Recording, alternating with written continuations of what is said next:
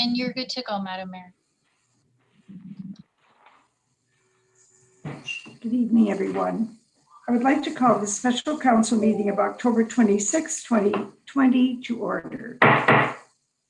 Good evening, everyone. My name is Sandra Easton, Mayor of the Town of Lincoln and Chair of today's special council meeting. We're meeting electronically through Zoom during this declared emergency period. Members of the public may observe the proceedings by accessing the live webcast at our YouTube channel.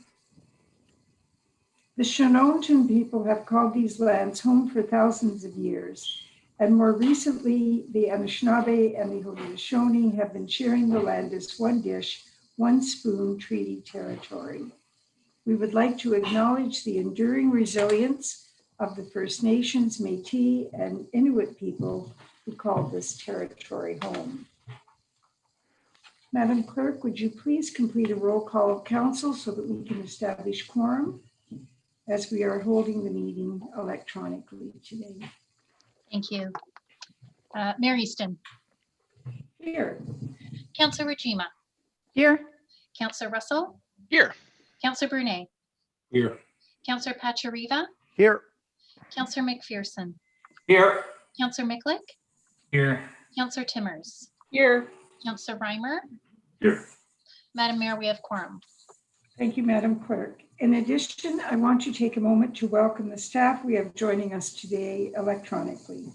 Chief Administrative Officer Mike Kirkopoulos, Director of Planning and Development Kathleen Dale, Director of Community Services Shannon Mackay, Fire Chief Greg Hudson, Economic Development Officer Paul Diani, Director of Public Works Dave Graham, and moderating and clerking the meeting today, we have our Town Clerk Julie Kirkowos, Corporate Customer Service Administrator Deanna Phillips, and IT staff are in attendance as well. Also joining us this evening, Regional Councillor Rob Foster from Niagara Region. We also have Jeffrey Abrams and Janice Atwood-Katofsky of Principals Integrity, who will be presenting an update tonight. As this is a virtual meeting, I will ask that we follow some procedures during this electronic meeting. Should there be a connection or service disruption for the chair or a quorum is lost, the chair and or clerk will call a 10-minute recess to reconnect and to regain quorum. If quorum is lost, the meeting will be adjourned. If connection is lost from the chair, Deputy Mayor or the Vice Chair will resume the meeting. Once reconnection is achieved, the chair will assume their role. Each member of council who wishes to speak, press the raise hand feature on your video call, and the clerk will track our speakers list today and then invite you to speak when I open it for comments or questions. Also, when I finish reading a motion and announcing the mover and seconder, the clerk will then call out the vote by reading each member of council's name out loud. Council members, please remember to take yourselves off mute during this portion of the meeting so that you can confirm if you are in support or opposed. Also, when not speaking, please remember to put yourselves on mute. Do any members have any amendments to the order of the agenda? Please raise your hand. Anything, Madam Clerk? Council members, are there any declarations of interest?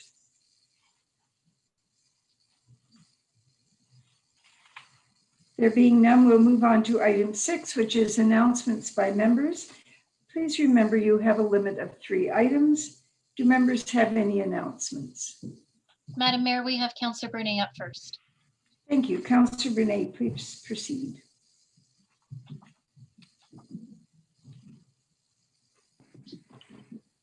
Thank you, Madam Mayor. Just a couple of quick things. On Friday, October the 23rd, I attended along with Councillor Timmers and Councillor Pachariva the End Polio Now flag raising in support of World Polio Day.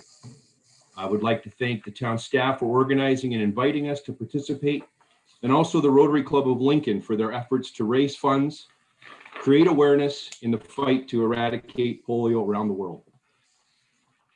Also, Madam Mayor, on Friday evening, I attended with, I guess, most of council, although we did it in two different groups. I attended the Good Citizen Award presentation at the Vineland Estate Winery. This is always one of my favorite events of the year and an opportunity to thank those citizens for their volunteer work in the community. In 2020, with social distancing and face masks, it was not an easy event to pull off. Thank you very much to all the staff for their ingenuity and out-of-the-box thinking to ensure that we could continue with this tradition of honoring our good citizens in Lincoln. Thank you, Madam Mayor. Thank you very much, Councillor. Who is next, Madam Clerk? There's no one else right now with their hand up. All right, I have a couple of items. I also want to reinforce what a pleasure it was on Friday evening to join all of the good citizens along with the members of staff or members of council. But Madam Clerk, I think what is most important about this event and some other events that have been taking place in the town is the amount of effort that's been going into the planning. Not only to ensure that everything is COVID safe, but to have these events in the first place. It would have been much easier just to cancel everything. But we have a very can-do and a very we will attitude in Lincoln. I think that this is quite evident in the way in which staff proceed with plans. And they come back to me quite often, and I do appreciate this, with their ideas and how they want to go forward. But clearly their intentions are always, particularly right now, to create those opportunities for people to be engaged with local government, to be acknowledged by those in the community who want to acknowledge them, and just really, in many cases, just to have an enjoyable evening together when those things are in short supply right now. So thank you very much, Mr. Koukopoulos, for all of the efforts that your staff have made. And yes. We have Councillor Regima with her hand up. I just noticed that. Okay. I have a second item that I want I just want to bring to light because we have made some significant investments in the tourism area. And I had a meeting today with Mr. Deanny, and so I want to just make note of some of the achievements that have been made since August when we hired the new tourism support staff. And I know that council is aware of this, but the public wouldn't realize that in a few months, just since August, the whole marketing and Lincoln branded program is going to be coming online. There's going to be an RFP that's going out very soon with scoring criteria, looking at the companies that could do this. But in the meantime, we have actually 4 videos available right now. One has more of a doors open focus, and we've had that one for a while. But we have 2 videos that show what's going on in Lincoln. And they're delightful. They show so many of the businesses across the town. And they're really inviting people to come down into a safe environment to enjoy themselves and also to share in, well, up until very recently, our wonderful farm markets, but also those businesses, particularly around culinary and beverage. We are moving into a joint marketing, of course, with St. Catharines. Everybody knows about that.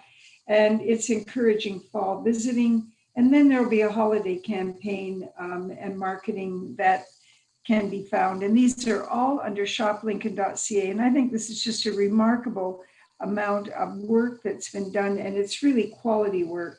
And it focuses on resilience. It focuses on the joint MOU that we have St. Catharines. With St. Catharines, it focuses on fall marketing and the Q4 holiday. So I want people to understand that the investment that we're making in tourism is really paying off, and we are seeing dividends, and we are told by those involved that this is certainly benefiting businesses directly. So I think those are important reminders. Madam Clerk, Diane Regima, Councillor Regima is next. Councillor, please go ahead. I think you need to come off mute, Councillor Regima. Yeah. Are you with us? You're still on mute. You are. Okay, I'm no longer muted. Good. I would like to give an update from the Chamber of Commerce. I not only sit on the board, but I also sit on the events committee. I know that the Chamber is known for its strong and consistent networking events, and the committee continues to plan events and try to think outside the box and provide ways for members to network, and also ways to promote the services that local businesses are providing. A couple of things that you can keep your eye out for is a virtual business before 9 on Wednesday, November 4th. Also, the committee is planning a scavenger hunt of sorts to help promote local business. The target date is November 21st. And committee is anticipating that it will be a combination of online participation and door-to-door participation. Details to follow. And Christmas is on everybody's mind all of a sudden. Many of you attend the Mingle and Jingle event that the Chamber puts on every year. This year, the hope is to have a socially distant outdoor event. Again, everything's a little bit up in the air because of COVID-19. I should say very much up in the air, but we all have to be flexible and we have to be able to think on our feet. At this point, the plan is to have a socially distant outdoor event at London-born Winery, and it's being coined Mingle, Jingle, and Tingle. Tingle being the slight tingle you'll feel in your feet and hands from the cold weather, but if we all think ahead, we can be sure to be appropriately dressed. Again, details to follow, and I'll keep you all up to date. Thank you, Madam Mayor. Thank you very much. Councillor, and anyone else that's Councillor McPherson is up been next. inspired? Councillor McPherson. Yes, thank you, Madam Mayor. I just wanted to advise, since it will be the first public meeting, or I should say open house, next Wednesday at 2 p.m. there is an open house. And this one is with regards to the Vineland Growers property on 4th Avenue, but it's just a comment with regards to this being our first virtual open house, and there is a requirement. If somebody wants to join it via our YouTube channel, that's fine, they can do that. But if you want to participate, you've got to contact either a phone number, and I'll give the phone number 905-563-2799, extension 241, or in writing to planningpublicmeetings@lincoln.ca. So it's important for the rest of council to know that, and also, of course, our residents, if they want to participate virtually in the first open house, and then there is a public meeting. I believe it's November 3rd or 4th. Kathleen probably has that date, but just thought it would be of benefit to share that since it will be the first virtual meeting. Thank you. Thank you, Councillor. And tell us the date again. So the date is next Wednesday, and I believe that's October the 28th, and it is at 2 p.m. in the afternoon. And that is the open house for the proposed project of the Vineland Growers on Okay. Avenue. All right, Madam Clerk, would you just confirm the date for the public? I believe Councillor McPherson had stated it's Wednesday, October the 28th. Okay, thank you very much. I just wanted to check again. Thanks very much, Councillor. Anyone else, Madam Clerk? I do not see anyone else's hand up at this time. Okay, thank you very much. Councillors, we'll now move on to presentations. And as you know, the town of Lincoln, along with all other municipalities, has a code of conduct. And the group that we have contracted with are a company called Principles Integrity. And they are Janice Atwood Petofsky and Jeffrey Abrams. And this will be the first time that they have come to us to give us an update on how we are doing. So this is a bit of a report card. We're not really too sure what to expect, but we're glad that we're here, that they're here, and that this is being done publicly. So we have to hope for the best, I think. We'll see what happens. So I don't know who's leading off. Is that you, Janice? That will be me. I will be saying a few words, but Jeff is here as well. That's great. And Good to see you. it's good to see you. It's the oddest times that we're living through. Really, it is. Who could have anticipated this? But so in any case, this is we call this euphemistically an annual report. We're about a year later than annual, so it's almost at this point a periodic report. You, as all Ontario municipalities, have an integrity commissioner, as you're required to do, and we have the privilege of being your integrity commissioner. So this is really a good news report for Lincoln. We think that this is reflective of exactly the way things should be working with an integrity commissioner. So for the public's awareness, an integrity commissioner, people often think that the integrity commissioner simply receives complaints and investigates and brings reports, but there's a bit more to it than that. An integrity commissioner assists in getting a code of conduct in place to create the ethical framework, and an integrity commissioner is available to provide confidential written advice to council members on issues that may arise from time to time for them. So there's an education component, there's an advisory component. We like to think of ourselves more as coaches and teachers than investigators, but there is always that residual jurisdiction that we investigate complaints when we receive them. But this is a bit of I think, a good news report for Lincoln, because you will see that over the course of the so far 2-year retainer with Lincoln, we have had the opportunity to work with your staff to provide council staff relations policy and get that in place.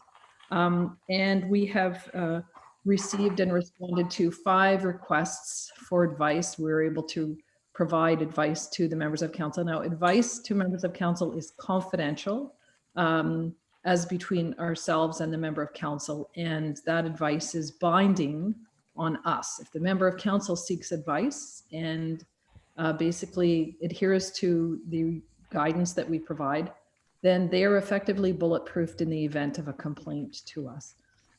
So we've had 5 requests for advice, and we were able to provide advice in response. And we've had only 1 complaint, and that was an operational area. So in those, we have no jurisdiction over operational matters. We certainly just forward that on to the appropriate individual in the organization. And otherwise, we've had no complaints about members of council, and that is certainly good news. So we just encourage you to keep doing whatever you're doing. Whatever you're doing is working.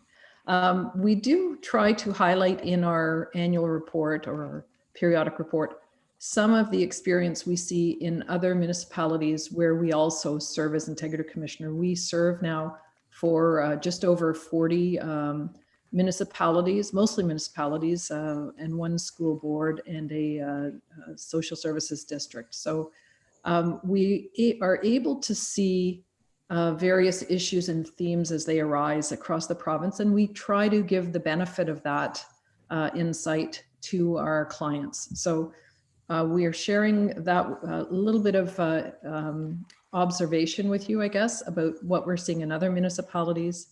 And that is the themes we see. Clearly, we see members of council needing to identify when they have a conflict of interest.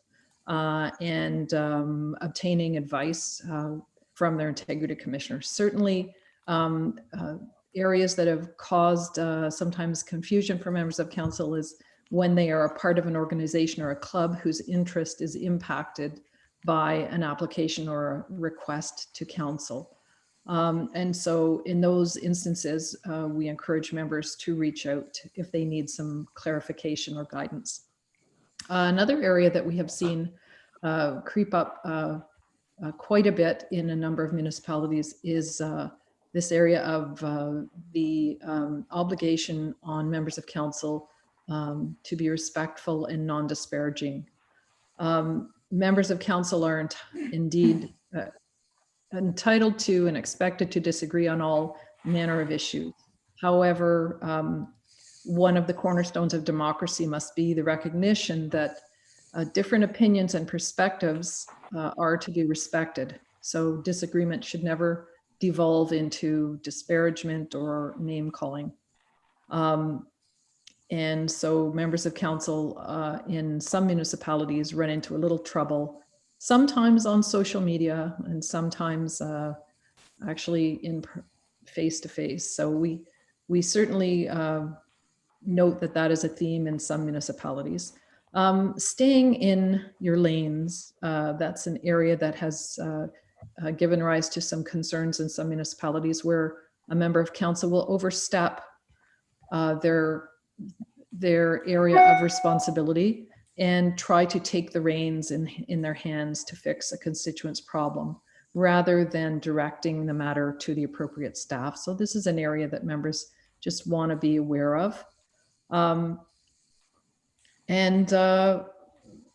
Finally, we note that with the pandemic, there's been obviously a need to move to virtual meetings. And so I guess the common note there is that there nevertheless needs to be appropriate safeguards around ensuring transparency and accountability and openness of council, and clearly you're achieving that. So those are really our comments in our report, and we're happy to answer any questions if there are any, and otherwise we look forward to continuing to serve you.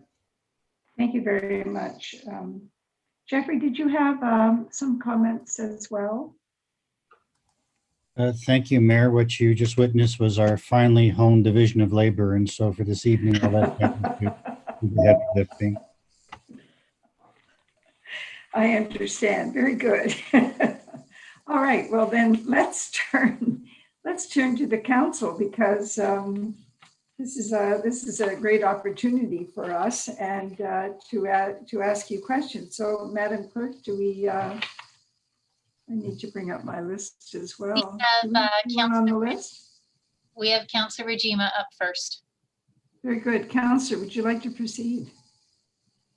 Thank you, Madam Mayor. Thank you, Janice and Jeff, for coming out today and talking to us. Appreciate having you on board. I think it's important. I know it's legislated, but it's also a great service. We didn't always have this, so we do appreciate having somebody that we can consult with. So my question, you made mention of other municipalities that you work with and for, and the fact that during COVID, it's been a challenge, and sort of municipalities are sort of continually reviewing how they're going to maintain openness and transparency, and particularly in planning meetings, I would imagine. So I know I would say we're doing a great job. We're doing our very best. Councillor McPherson mentioned that there's a public meeting coming up next week, but I'm wondering about overall how you're feeling that what kind of feedback other municipalities are getting. So if you had to summarize overall the feeling of people right now in Ontario about the level of service they're getting and the ability to participate in council decisions, what would you say? Are people frustrated? Do they understand?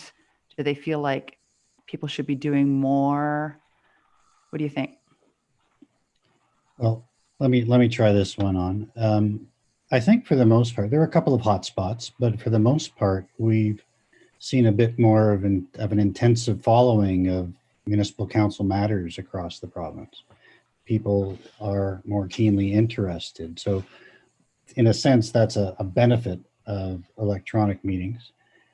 There is some caution at the same time that the quality of interaction, the ability to deliberate fully is a little bit restricted, given that we're all dealing with this two-dimensional interface, right? It's a little bit more difficult at times to deal with complex topics, but overall, again, with a couple of hotspots, municipalities seem to be doing well. The restrictions that have been imposed have been reasonable. They've been time limited.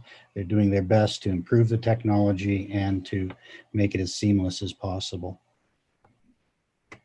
Okay, so no Very much. surprises there. Everybody's doing their best, and I mean, we all have to be flexible in all areas of life right now. So, okay, appreciate that. Thank you.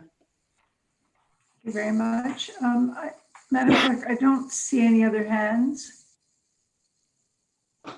No, All right, well, I guess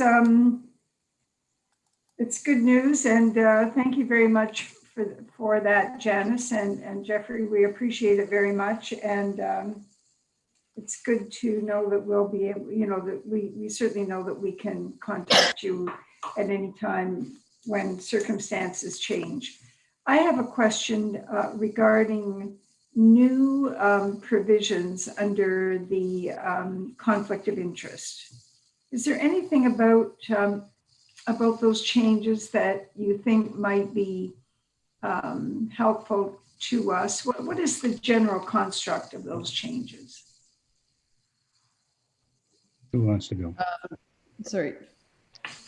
Through to the mayor, the changes that were introduced and enacted in 2019, those changes? I was under the impression that there were further changes, but if that's not the case, then. No, I don't believe Okay, so, unless so there's 20 some. so they were 2019. Yeah. And Can you just quickly tell us what the overall, I'm doing this for the members of the public, because this is an area that Yeah. people often question.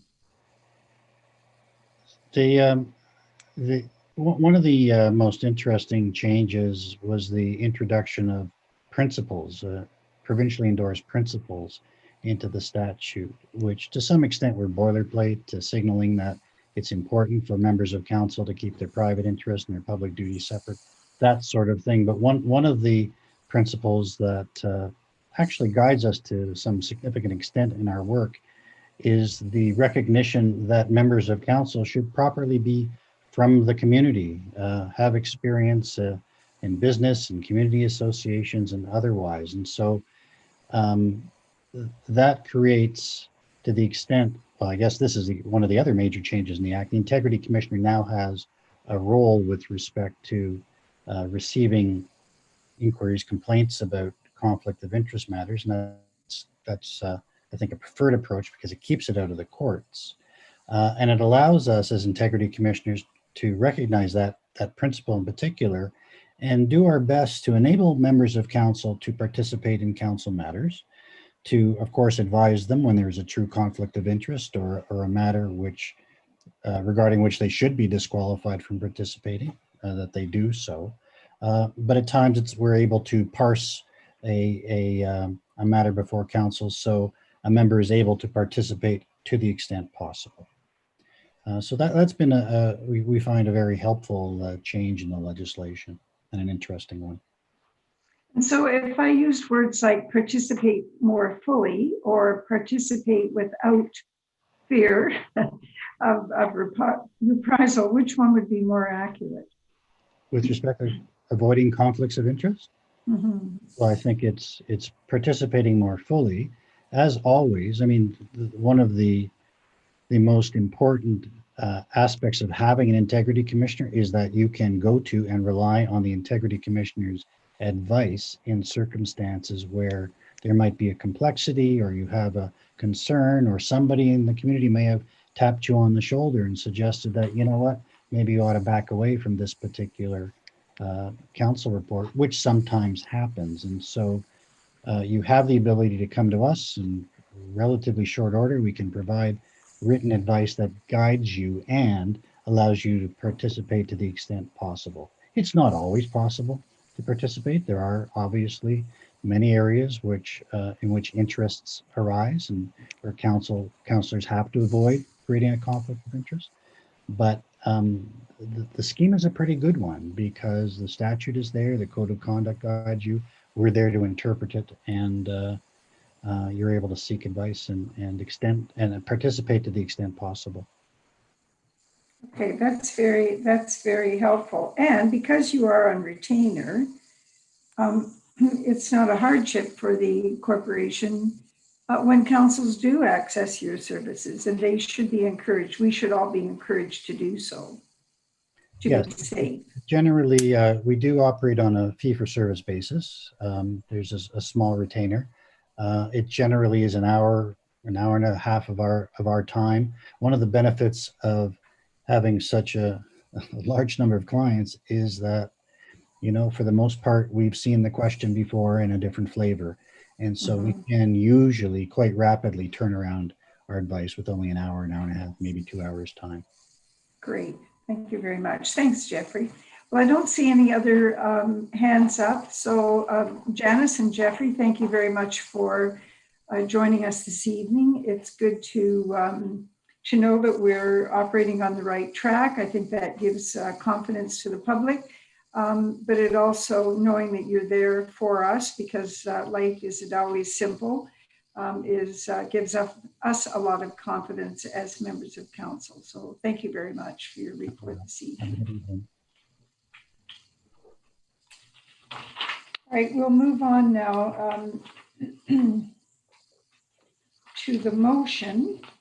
And I have a motion moved by Councillor Reimer and seconded by Councillor Pachuriva to receive and file as information the annual report update from Jeffrey Adams and Janice Atwood-Petovsky of Principles Integrity on October 26, 2020. Your pleasure on the motion. I'll call the vote. Yep. Councillor Brunei, Yes. Councillor McPherson, Yes. Councillor Miklik, Yes. Councillor Pachuriva, Yes. Councillor Reimer, Yes. Councillor Regima, Yes. Councillor Russell, Yes. Councillor Timmers, Yes. and Mayor Easton. Yes. And that carries. Thank you. Thank you very much. We'll move on now to item 8.1, Special Council Minutes of October 5th, 2020. Do members of the council have any questions or comments?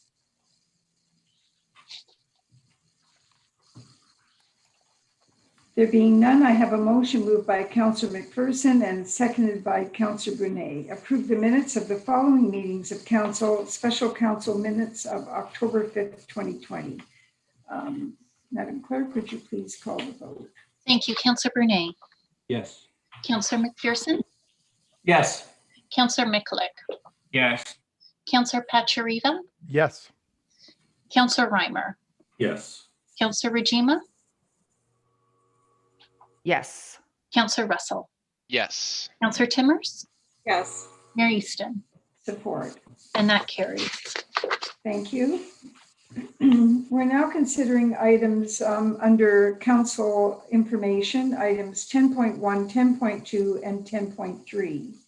Are there any items that you wish to discuss? Let's deal with October 2nd first. In identifying any issue that you wish to discuss, would you just tell us which one it is by number? That would be helpful. First up, Madam Mayor, we have Councillor Pachuriva. Excellent. Councillor Pachuriva. Yeah, thanks, Your Worship. And I don't know whether it's just a typo, but in the BIA's package, so number 6, the address, it's Beam Street. It's not Beams. So there's no S on that. So Beam Street. Beam, B-E-A-M, Street. Okay. Okay. All right. Thank you very much. And Councillor Regina. I think you must be Muted, Council. I'm unmuted now. I'm not having a good technology day. That's all right. I wanted to a shout out to the good news story that the Town of Lincoln Fire Department purchased its new hydraulic Jaws of Life, and were able to pass their or our units that we no longer needed to the Gore Bay Fire Department, who up until now have not had Jaws of Life equipment because they didn't have room in their budget. It's good to know that we can afford to update to more effective equipment like this, and that this is the kind of equipment that's important to keep our residents safe, and that our communities are able to, and other communities are able to use the older equipment to their benefit. And a shout out to Chief Hudson for submitting this memo and letting us know about this. Gore Bay may seem like a long way away, but the community gets a lot smaller when you start working together and supporting each other. Thank you, Madam Mayor. Thank you very much. I do have another item. If Sure. Is that on this date? it is also on October 2nd correspondence package Go on, ahead. it's on page 22 of the PDF. What number is it? Sorry, I don't have it in front of me. I just have my notes. That's okay. What's the title? The item is, it makes reference to the Community Safety and Policing Act of 2019. That's item number 5. It was quite a comprehensive report from the Officer of the Solicitor General. Yes. Go ahead. So the Community Safety and Policing Act of 2019 contains a requirement for each municipality that maintains a municipal board to prepare and publish a diversity plan to ensure that members of the board are represented or are representing the diversity of the population of the municipality. And in this case, they're speaking about a police services board. I'm wondering if we know whether the Niagara Region Police Services Board has a diversity plan in place at the moment. I can't tell you specifically. Madam Clerk, do you have any knowledge of this? I can tell you some circumstances around it, but I can't tell you specifically. Madam Clerk? I do not at this time. Perhaps we do have Regional Councillor Foster on right now, so I'm wondering if perhaps maybe the Regional Councillor would know. Thank you. Councillor Foster, do you have any knowledge of this? Sorry, Madam Mayor, can you repeat the question? Do you have any knowledge of the Niagara Regional Police Services Board having a policy on diversity when it comes to membership? We've had, both the mayor and I have been involved with a couple of fairly substantive meetings at Niagara Region about the police force, and I don't know, when was that, Mayor? I think that was about 3 months ago. When we were going on, we had 2 separate meetings.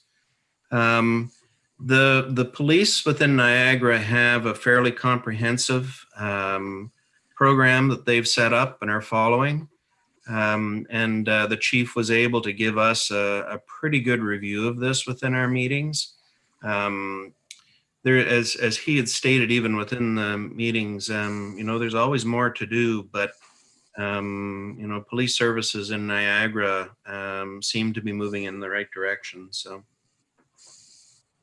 Madam Clerk, maybe it would be a good idea, in order for us to be more complete on this, if you could check with NRPS and see what their current policy is. I know that I believe that they are making a change in one of the board members, at least for January. So it would be a good time to ask that question. Yes, and I see the CAO has his hand up to comment as well. Okay, Mr. Kirkopoulos, please go ahead. Through you, Madam Mayor, to Council. So I recall a past presentation that we did here from Niagara Regional Police Services. They do have a 2022, I believe a 2022 diversity, inclusion, and equity strategic plan that they've put together that actually does cover this.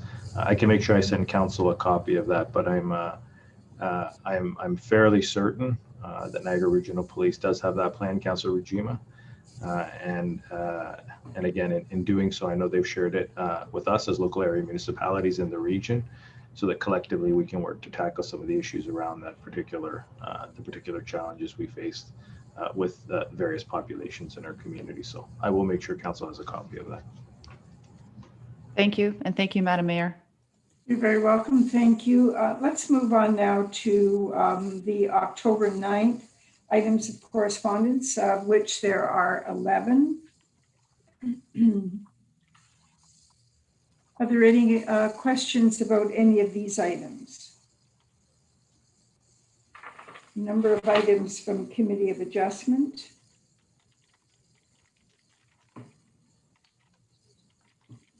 There being none, I'll move on then to the week of October 12th to 16th, 13 items. Madam Mayor, Councillor Pachariva has his hand up first.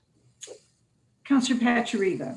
Yeah, through you, Madam Mayor. Probably to our clerk. Number one, so the Township of Madawaska is supporting the municipality of Tweed's cannabis legislation. And we had this on our package last month, and I asked about supporting their motion, especially the clause that says the license locations be disclosed in advance to the municipalities hosting the license location. So wondering if we supported that motion from Tweed last month, because I haven't seen anything. Thank you, Councillor. Through you, Madam Mayor, I believe that the planning department was going to review that and look into that a little bit. Okay, Mr. Kirkopoulos, I'll go to you for a response. Through you, Madam Mayor, or to you, Madam Mayor, and to all of council and Councillor Pachariva. I think, again, procedurally, I'll let Ms. Kirkopoulos respond, but I think council, by virtue of providing endorsement or providing support, can choose to do that of this particular reference, or we can write one that's very separate. I don't believe in hearing from both the town clerk and I think Ms. Dale that we've written one yet. So I think there is a different way for us to be dealing with it if we don't want to necessarily write a separate motion, Madam Mayor or Councillor Pachariva, but rather staff provide support and endorsement this evening of that particular motion. And then we as staff can then, I think, go away and make sure that that's shared and communicated appropriately, but in council's hands. All right, Councillor Pachariva. Yeah, the motion is pretty straightforward in my opinion. So I would look to support that initial motion from Tweed and then the follow-up support for Madawaska, because it's things that we're looking for. Okay. Madam Mayor, Go ahead, Madam Clerk. sorry, through you, to the councillor, what we can do is I can have a motion moved by Councillor Pachariva and I can call for a seconder, and basically what I can do is ask for a vote to carry endorsement of this resolution from the Township of Madawaska. Is that something that you support? I would do it originally from Tweed because they were the ones that wrote the motion and it came up last month. Councilor McPherson had chimed in on that as well last month. So, okay, could we? I'll put down.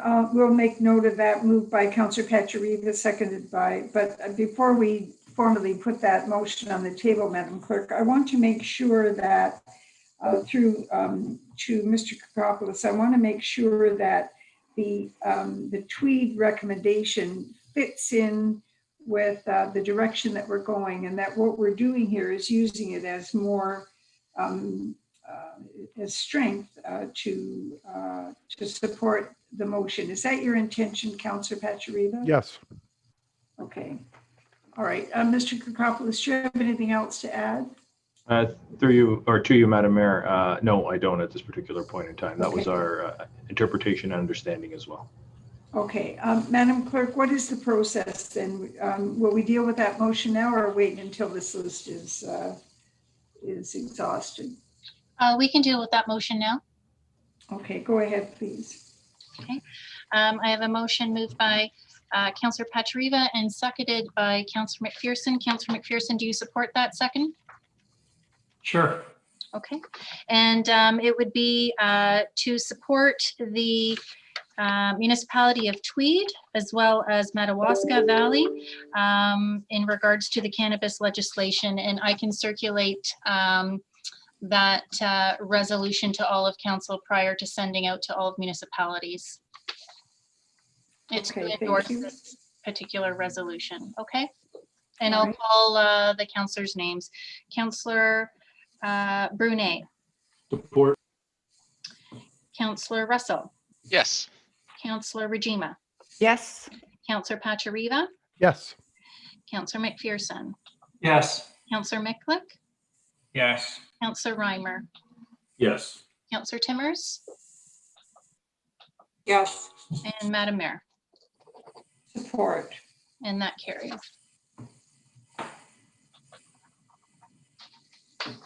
All right, Councillor Njima, I see your name next. Yes, thank you, Madam Mayor. And it's item number 3 from the town of Plimpton, Wyoming, supporting Williston's request to review the Municipal Elections Act.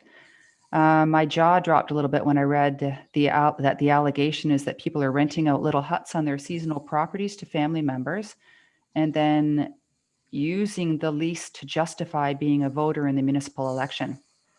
Apparently, these little huts have no running water or hydro or washing facilities. Reference is made to the letter from the Honorable Stephen Clark to concerns regarding the township's zoning bylaw and its relevance to the situation. I'm wondering if we're familiar with this situation and whether we know if our own zoning bylaw protects us. All right, we'll look into that. Mr. Kirkopoulos. Through you, Madam Mayor, I'm going to let Director Dale, I think, take that one and address if I think we've got that inherent protection within our own bylaws. All right, Ms. Dale. You're on mute, Kathleen.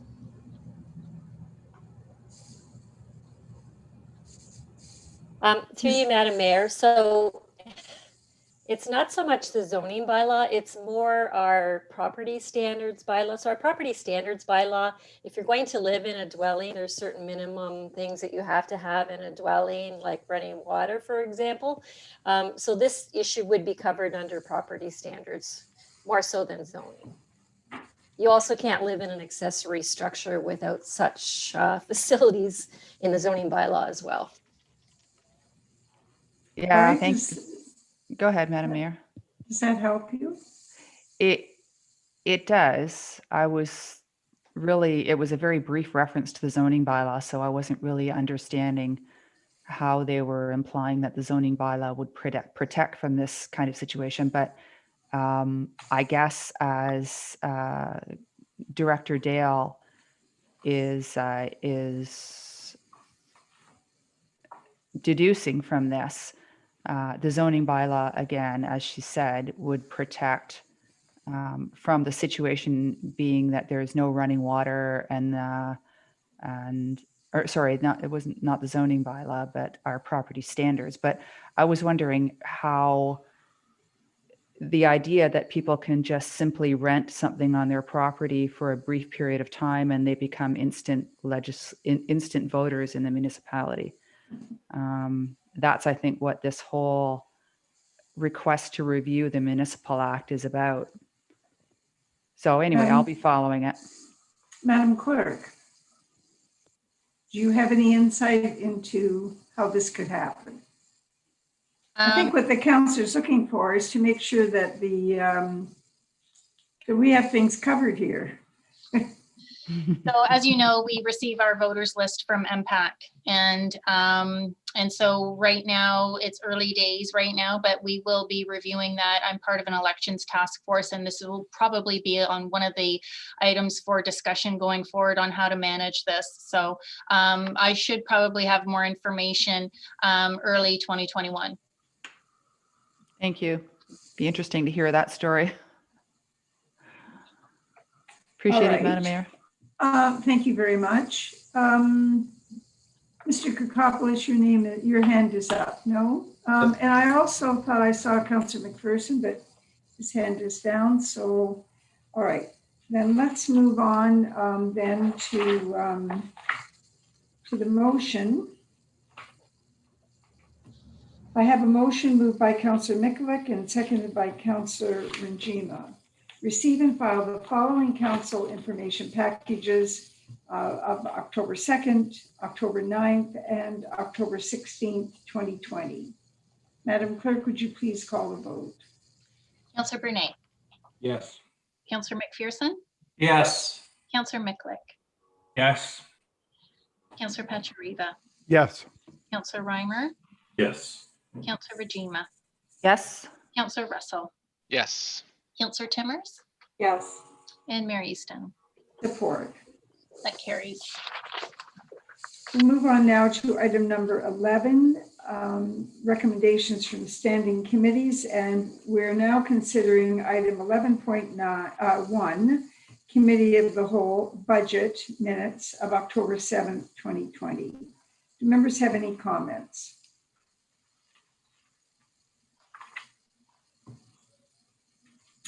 Councillor Pachariva.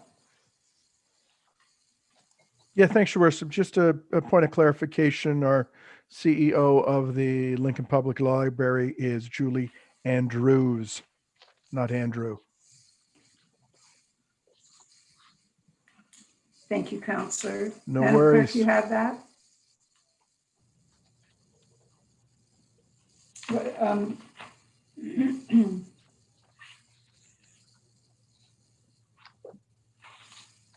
Have you located that, Madam Clerk? Yes, thank you. Okay, thank you. I'm sorry. I didn't hear that. All right, we'll move on then to the motion. I have a motion moved by Councillor Russell and seconded by Councillor Timmers. Approve the following recommendations from Standing Committee October 7th, Committee of the Whole Budget Minutes of October 7th, 2020. Madam Clerk? Councillor Brunei, Yes. Councillor McPherson, Yes. Councillor Mikulik, Yes. Councillor Pachariva, Yes. Councillor Reimer, Yes. Councillor Rajima, Yes. Councillor Russell, Yes. Councillor Timmers, Yes. Mayor Easton. Support. That carries. Councillors, we're now considering item 11.2, Committee of the Whole Minutes of October 19th, 2020. Please note from the clerk, there was a correction made to the minutes that now reads Councillor Pachariva was nominated by Councillor Mikulik. Do members have any comments?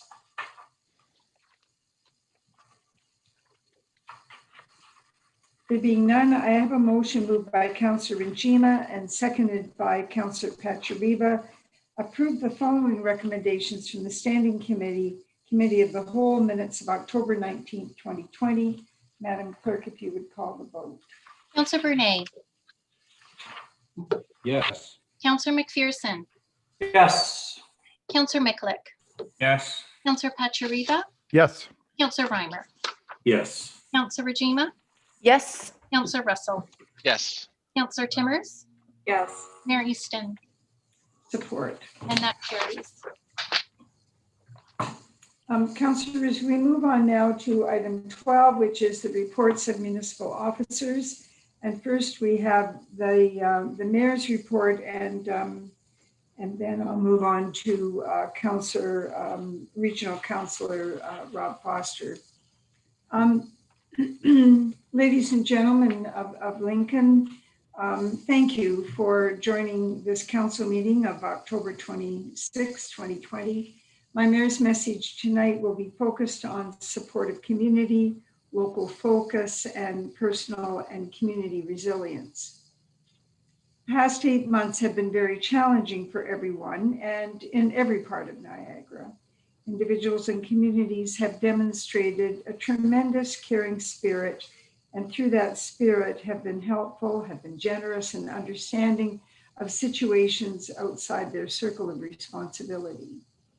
So many have gone the extra mile, and more than the majority have been able to exercise the self-control needed to keep themselves and others safe and healthy.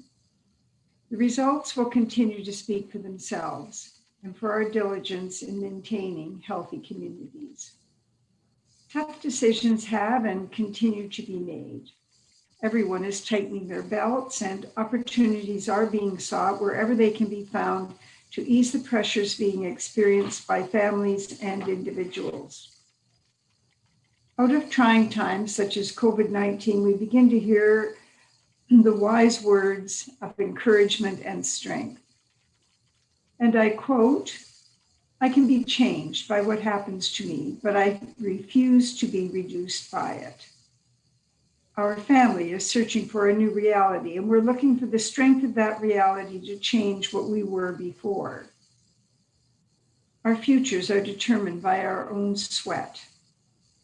These quotes can be found everywhere, and they are spoken in different ways, but they capture a tiny piece of the reality of being human. At the same time, they condense some essential characteristics of who we are. Resilience is all about planning to change and changing in the midst of change. It's about embracing the broad spectrum of the human experience. It is a learned behavior, and one that you may have learned throughout your life, and one that you are teaching by your own behaviors in your household, your neighborhood, and this community. You may have to fight a battle more than once to win it. I think Margaret Thatcher said that. It seems to be relevant to the COVID experience, or more broadly, the health of our community's experience, as we may have to bend and twist over and over in order to keep our goals ahead of us. We may, as a result of our behaviors and the behaviors of the broader Lincoln community, be influencing the most resilient generation in recent history. No matter their age, our children and grandchildren are becoming virtual sailors and adjusting sails to meet the ebb and flow of their current life experience. How we teach those lessons will depend on their future success and their attitude about how to achieve success of all types and at many levels, as they will eventually choose. Personally, I feel very charged up by the possibilities and opportunities that this responsibility holds, and hope that we can all influence your thinking to move toward the belief that situations don't own us, and they can't take away our freedom to respond or our power to take action. It's been said, I tried and failed. I tried again and again and succeeded. Resilience is very different than becoming numb to realities. It means you experience, it means you fell, it means you fail, it means that you hurt. You fall, but you keep going.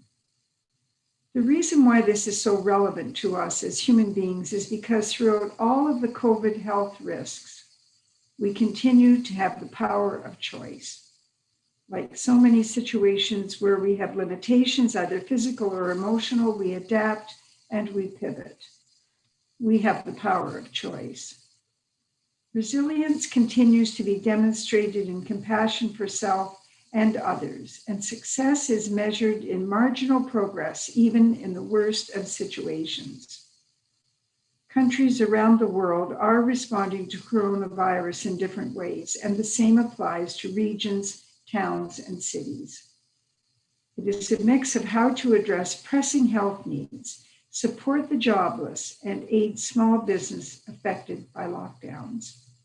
What can be done? Well, history has taught us that delaying decisions and hoping for the best often leads to the worst. Our job as leaders, however, is to think long-term, to address the larger and more widespread questions of sustainability. I'm by no means suggesting there are not short-term concerns and issues. There absolutely are. Our objectives are to ensure we work, however, to leave our communities in a position so that our children feel safer, feel taken care of, feel like the decisions we made helped in their long-term growth and their success. COVID is inconvenient, quite an understatement. And many families are in turmoil, and that turmoil affects home, work stamina, and mindset. People responses are happening to everyone in Niagara. It makes us feel angry at times and stressed, but we are learning how to manage these inconveniences. We are identifying what they look like and what we need to do to influence a better response for our community, for you, and for your families. That management comes down to voluntary choices on what we can control. Setbacks are mostly temporary, and we can only respond in ways that benefit ourselves and our families by losing the anger and by staying focused on the individual plan for ourselves, our community, and for our families. There is a great deal happening in the world around us, and most of it has some relevance to us in Lincoln or in Niagara. It may be sensational and thought-provoking, but it contributes nothing to the choices we need to make to protect the communities of Niagara and the people who live here. When we focus consistently on the world around us and on matters that you cannot control or have any control over, we do become angry with the decisions of others. We look for unrealistic local change, and we fail to understand or take into account the productive work that is happening in our immediate space. If we look to other parts of the world for solutions, we run into trouble reaching realistic solutions for Lincoln. Our solutions will be found in our own reaction to what is happening here and our own ability and the ability of the many partners we work with to positively influence events. As I noted a few sentences ago, we need to plan for ourselves, our families, and our communities. We need to focus and stay on course to the best of our ability, because those small successes and that focus influences all the areas of your life, home, work, personal mindset, and stamina. The town of Lincoln has been focused on those smart, achievable goals that are easing your ability to set new paths for you and your families, and they can be found in how we are doing business, but more important, supporting our business and our community. Whether that be helping you go digital, promoting your business, running programs for youth and seniors, or calling those most in need to lend an ear. Going back to resiliency, here at the town, we have tried to address this in a very practical way. This includes the continuation of municipal services and programming. The community and town have also stepped up to continue with some semblance of normalcy, from providing recreational and now winter programming to community groups such as the BIA continuing with family fun activities. Just look at the pumpkin parade that's coming up and how much fun kids have been having on the bike pump track and also the skateboard. Lions and Rotary have continued with their own activities, and other service groups such as Community Care have also stepped up. Individually, and in order to ask the questions about what you can do to make sure you can meet financial obligations, work, family, and personal goals, I encourage you to cultivate a growth mindset, which involves the desire to be open to learning and change in these times, which we expect to be with us for some months. Cultivate a perspective that supports things going your way and continues to build caring, supportive relationships within and outside your family. Love, trust, be a role model, and offer encouragement and reassurance. Say to yourself, I am not what happened to me. I am what I choose to become.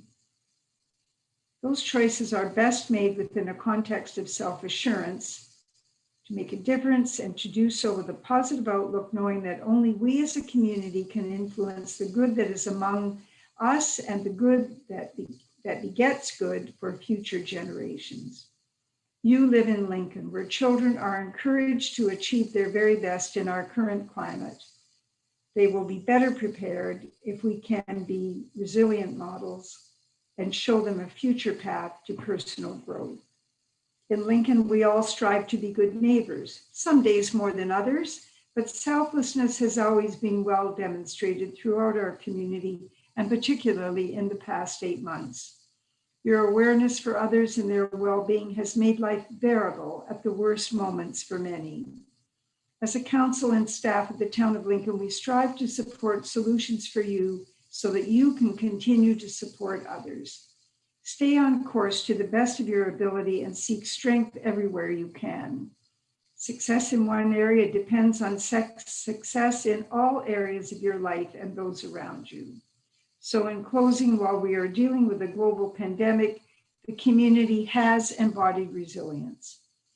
Thank you for allowing us into your homes. It is our pleasure to serve the entire town of Lincoln. Thank you. I have a motion moved by Councillor Brunet and seconded by Councillor Mikulik to receive and file as information the mayor's report on October 26, 2020. Madam Clerk? Thank you. Councillor Brunet, Yes. Councillor McPherson, Yes. Councillor Mikulik, Yes. Councillor Pachariva, Yes. Councillor Reimer, Yes. Councillor Rajima, Yes. Councillor Russell, Yes. Councillor Timmers, Yes. Mayor Easton. Yes. That carries.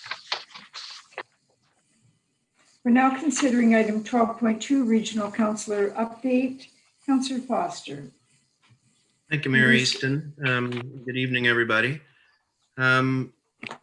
First of all, I did send out my notes, and I do apologize to everyone for sending that out a bit late today. But there's a few items within that I wanted to discuss this evening. Before I get going, I did want to mention of things that I have been doing as well. I was chair of an AMO MISA, which is the Municipal Information Systems Association here in Ontario, as well as across Canada.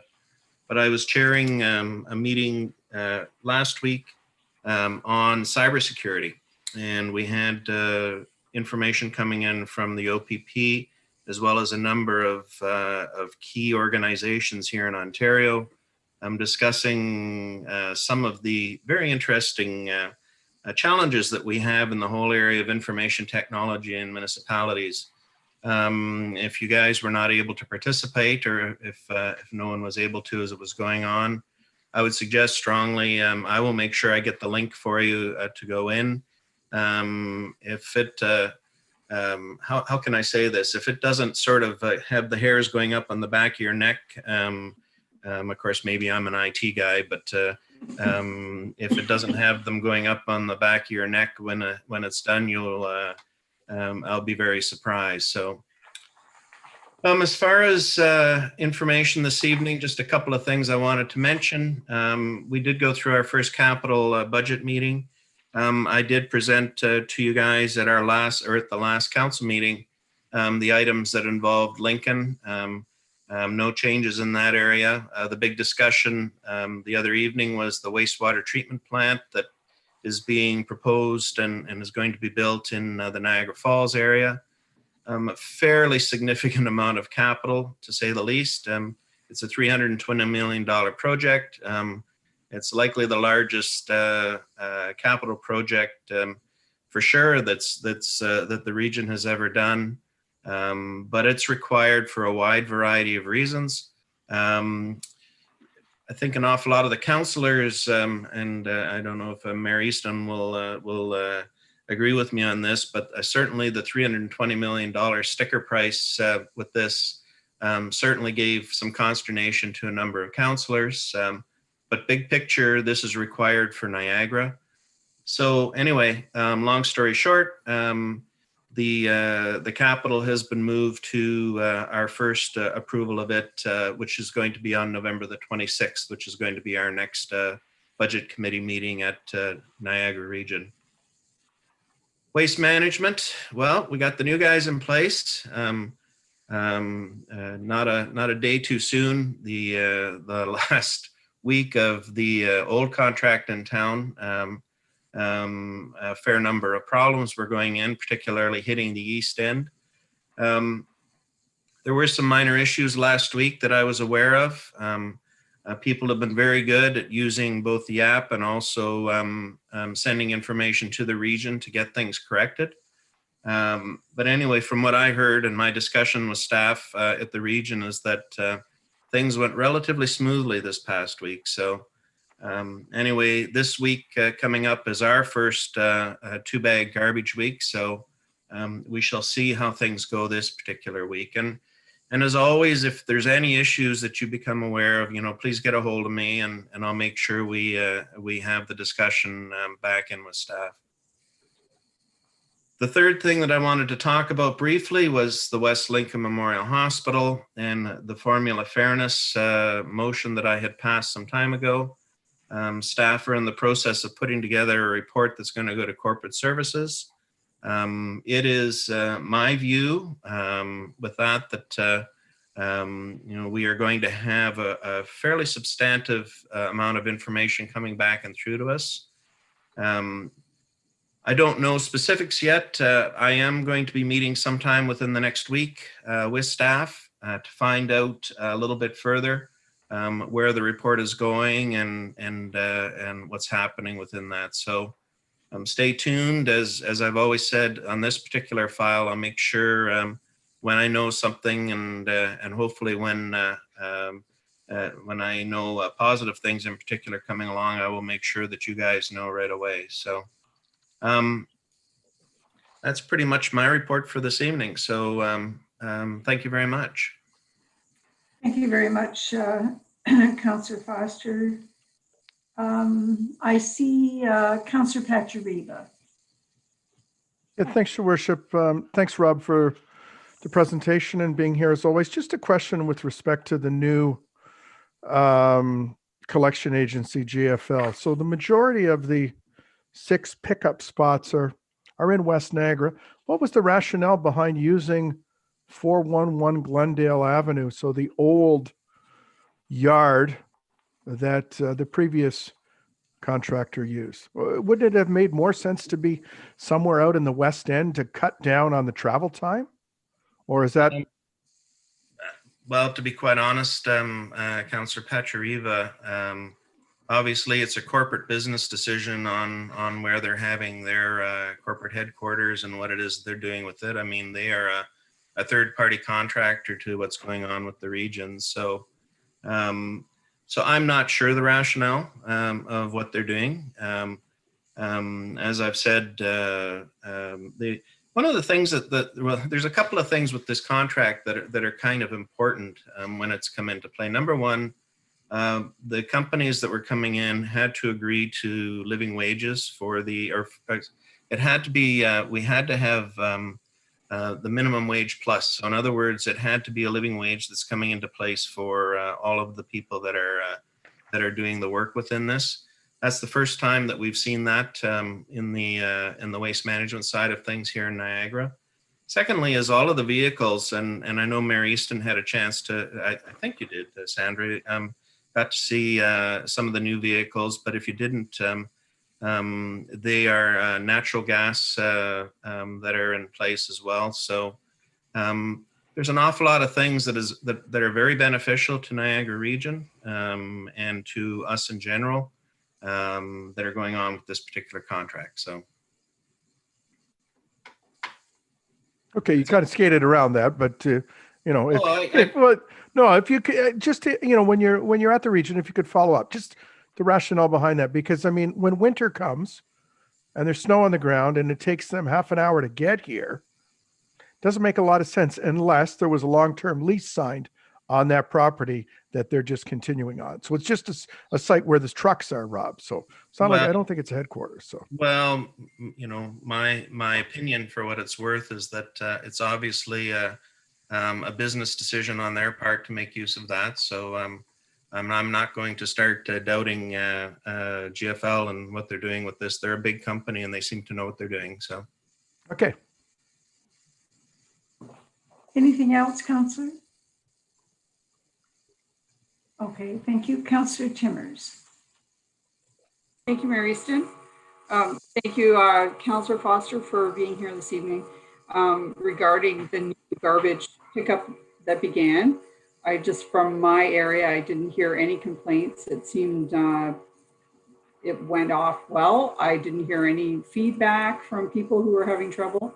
But I just want to talk about that app. And I just really encourage the residents to download it. It's really great. It gives you a note, it sends you a notification. It's your garbage week. This is what you put out. And I know there's a lot of people out, it seems a little bit of confusion about when's the green bag go, when's it doesn't go. But the app is fantastic, and it tells you when's your week, what you can put out. You can search for absolutely anything, and it'll tell you what that feature. I actually was on it today searching to see where something goes, and I was really surprised. And I think people would be very. So anyway, I just wanted to comment on that app because it's really great. Yeah, thanks, Lynn. And the thing is with that particular application, my wife has become a big user of that, and it's quite fascinating. It's like, I've got this piece of tin foil, and what box is it supposed to go in? Here, quick, let me look up because I really want to do this now. Of course, she's not listening right at the moment. But the reality is that it's become the new fun toy in our house too, is to figure out what's being recycled into what at times too. And it's kind of surprising, you know. We always threw away, for instance, the pizza boxes just straight into the paper. But you know, if it's soiled or whatever, that really should be going into green bin and stuff like that. So there's a bunch of different things that you know, we've learned, and I hope everybody will be able to learn from this as well. So we're looking forward to a very successful contract with this. And by the way, my spies all over Lincoln, I had about 5 or 6 differing people that I asked to get back to me when their waste was being picked up at their place, and they were all shocked. Most of it was picked up very early in the morning, way before they'd been dealing with it before. So pretty happy with that. So thank you. Thanks, Councillor Foster. Thank you, Mary Ston. Thank you. I don't see any other names. Mr. Kirkopoulos, how are the phone calls at Town Hall? Have you heard anything from the service desk? Through you, Madam Mayor, to you, Madam Mayor, I haven't, which I suspect is a good sign, because I do recall when we were having challenges earlier in the year, I would hear constantly and fairly regularly from our staff. So I can definitely follow up, but no news is good news at this particular point in time on this one. But if I hear to the contrary, I'll be sure to update council. I think it's an important point. When all changes end up coming back to the main desk at all the municipalities, it really creates quite a bottleneck, creates a delay in the responses, even with the best intentions. And this way you just go directly. Certainly the waste management engineer in our household is delighted with the app for all the reasons that you said, Regional Councillor. I also want to make reference to your comments, Rob, regarding West Lincoln Memorial Hospital, because what you were dealing with here was the formula around fairness and those issues around the regional contribution as part of the local share. And I also want to add that there's a separate arm of activity that's going on that's being extremely well supported by our local staff out of the CAO's office. And we are also contributing heavily to the information that's going to the region, and that is being done with the town of Grimsby and the township of West Lincoln, as well as information that's now coming forward from Niagara Health on the benefits of West Lincoln Hospital as part of the system, not as an adjunct to HHS, but as part of the Niagara system as well. I'm pleased with the way many elements of this are coming forward. You probably saw the items that were in the paper last week. I am not pleased to continue, with the continuing delays and the reasons for delays for having 24/7 coverage for obstetrics. And I think that we need to be really paying very close attention to how the clinical services roll out as we get closer to the new hospital. But in the meantime, our goal is to have the hospital functioning at the level it was prior to the changes that were made, the renovations that were made to the operating rooms and to the air handling unit and other technical elements. So I don't have anything more to add to that. Thanks very much. Thank you very much, Councillor Foster. Yes, thank you very much. Have a great evening, guys. You too. I have a motion moved by Councillor Pachuriva and seconded by Councillor Timmers to receive and file as information Regional Councillor Foster's update on October the 26th, 2020. Madam Clerk, would you please call the vote? Thank you, Madam Mayor. Councillor Bernay, Yes. Councillor McPherson, Yes. Councillor Miklick, Yes. Councillor Pachuriva, Yes. Councillor Reimer, Yes. Councillor Rajima, Yes. Councillor Russell, Yes. Councillor Timmers, Yes. Madam Mayor, Yes. that carries. Item number 15, council members, is the motion to approve bylaws, and we have two bylaws for consideration today. Do members of council have any comments?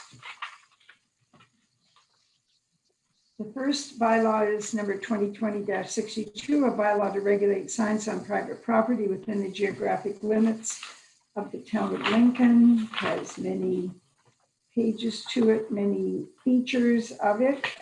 Certainly takes on a much more comprehensive perspective than we've had in the past, with good business input, I might add.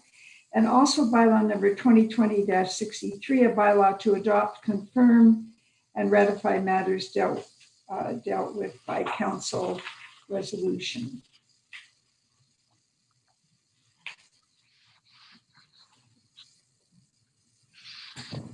I'm one piece down, I believe, Madam Clerk. My glasses are failing me. That's okay. All right, I have a motion moved by Councillor McPherson and seconded by Councillor Njima that leave be given to approve the following bylaws. And then if you have comments, the first one is 2020-61, a bylaw to authorize the execution of a development agreement between the Corporation of the Town of Lincoln, 2708158 Ontario Inc., together with any and all mortgages that may be on title at the point of registration of the agreement. Madam Clerk, would you confirm that this is regarding the property on Ontario Street related to the landscaping, required landscaping at the corner of Ontario Street and Homestead? That's confirmed. Okay, and then we have item 2020-62, the bylaw to regulate signs on private property within the geographic limits of the town of Lincoln, which I referred to before. Are there any questions, comments to these bylaws? Anybody want anything separated out? All right, Madam Clerk, if you will. Thank you. I'll call the vote. Councillor Bernay, Yes. Councillor McPherson, Yes. Councillor Miklick, Yes. Councillor Pachuriva, Yes. Councillor Reimer, Yes. Councillor Rajima, Yes. Councillor Russell, Yes. Councillor Timmers, Yes. Mayor Easton, Yes. and that carries. And then we have a motion to confirm the proceedings of council. Number 2020-63. I have a motion moved by Councillor Pachuriva, seconded by Councillor Bernay, that leave be given to introduce bylaw 2020-63, being a bylaw to confirm the proceedings of special council at its meeting held Monday, October 26, 2020, being read a first, second, and third time, that bylaw number 2020-63 be enacted and passed, and that the mayor and clerk sign and seal the said bylaw. Madam Clerk, if you would call the vote. Thank you, Councillor Bernay. Yes. Councillor McPherson, Yes. Councillor Miklick, Yes. Councillor Pachuriva, Yes. Councillor Reimer, Yes. Councillor Rajima, Yes. Councillor Russell, Yes. Councillor Timmers, Yes. Mayor Easton, Yes. and that carries. Before we adjourn the meeting this evening, do members have any comments?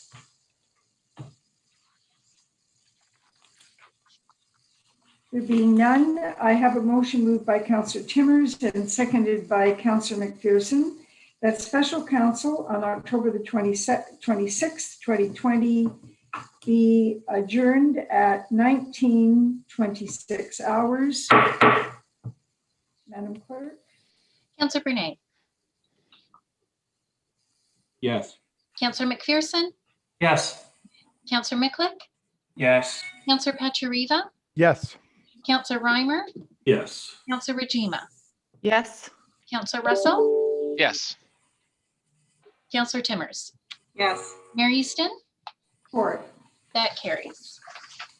Thank you very much, members of council. Thank you to members of the public who joined us this evening or may join us over the next few days. Thank you very much, Madam Clerk, Mr. Kirkopoulos, and all of the staff that supported us this evening. Thank you. Good night.